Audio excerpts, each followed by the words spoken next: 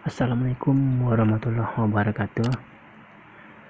Berjumpa kembali kita di mata pelajaran PPKN kelas 10 MA, SMA atau SMK. Nah, sebelum kita memasuki materi pembelajaran kita, alangkah baiknya kita berdoa dulu. Semoga pertemuan kita dari awal sampai akhir diridhoi oleh Allah SWT dan lancar dan sukses hendaknya. Amin ya rabbal alamin. Nah, materi kita kali ini adalah nilai-nilai Pancasila dalam kerangka praktik penyelenggaraan pemerintahan negara.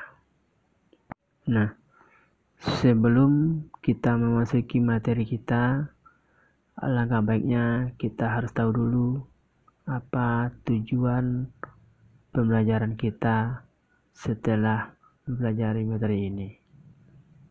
Setelah mempelajari ini, siswa diharapkan mampu pertama memahami nilai-nilai Pancasila dalam praktik penyelenggaraan pemerintahan negara. Dan yang kedua, menganalisis nilai-nilai Pancasila dalam praktik penyelenggaraan pemerintahan negara. Yang ketiga, mengkaji nilai-nilai Pancasila dalam praktik penyelenggaraan pemerintahan negara. Yang keempat, mengomunikasikan nilai-nilai Pancasila dalam praktik penyelenggaraan pemerintahan negara. A. Sistem pembagian kekuasaan negara Republik Indonesia. 1.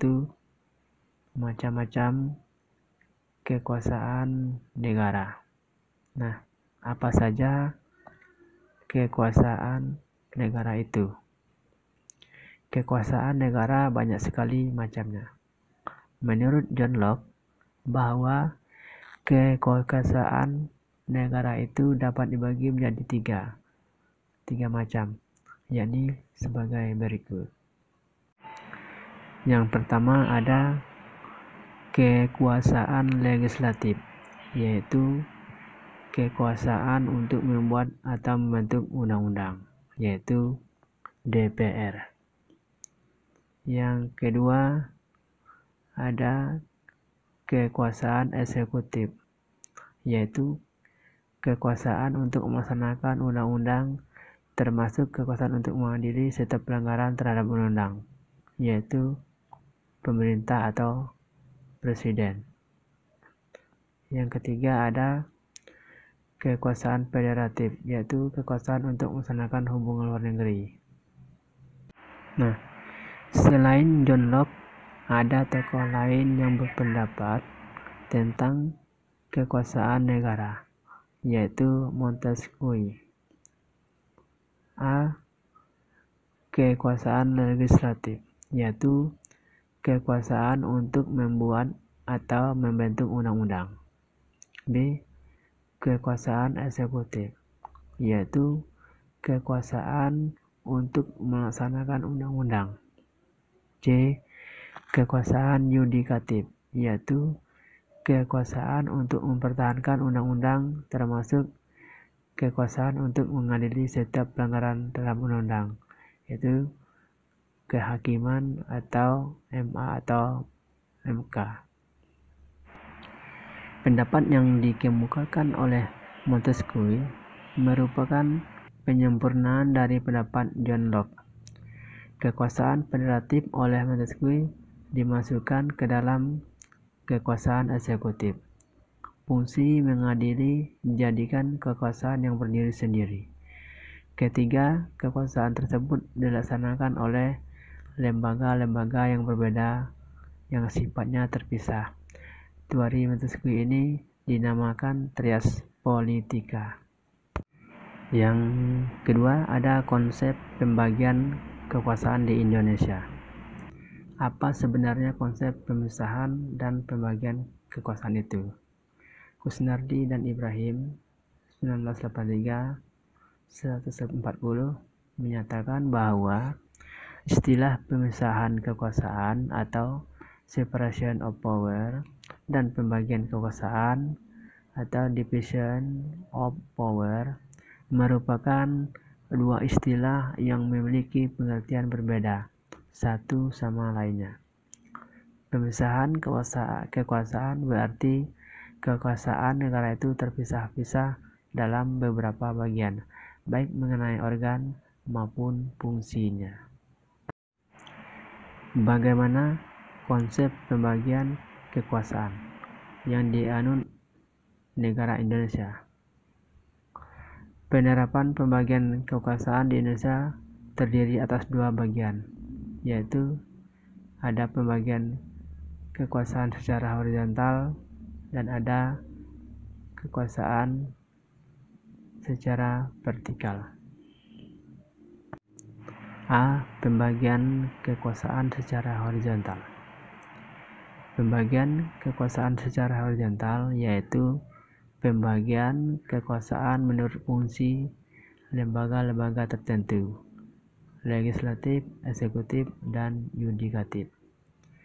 Pembagian kekuasaan pada tingkat pemerintahan pusat mengalami pergeseran setelah terjadinya perubahan Undang-Undang Dasar Negara Republik Indonesia tahun 1945. Pergeseran yang dimaksud adalah pergeseran klasifikasi kekuasaan negara yang umumnya terdiri atas 3 jenis kekuasaan, legislatif, eksekutif, dan yudikatif, menjadi 6 kekuasaan negara.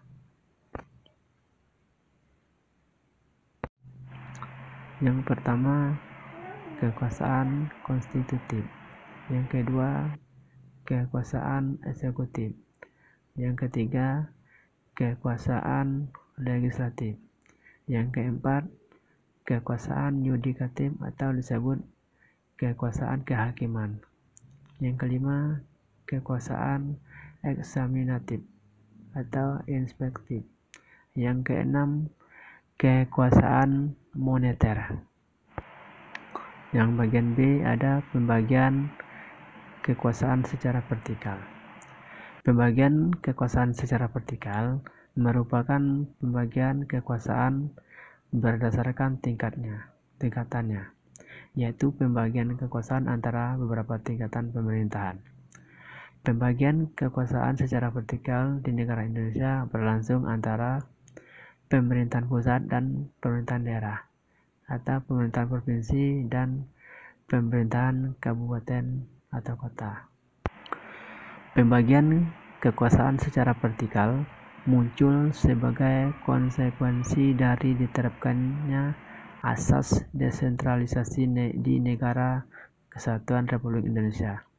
Dengan asas tersebut, pemerintah pusat menyerahkan wewenang pemerintah kepada pemerintah daerah otonomi, provinsi, dan kabupaten kota untuk mengurus dan mengatur sendiri urusan pemerintahan di daerahnya, kecuali urusan pemerintahan yang menjadi kewenangan pemerintah pusat, yaitu kewenangan yang berkaitan dengan politik luar negeri, pertahanan, keamanan, justisi, agama, moneter, dan fiskal.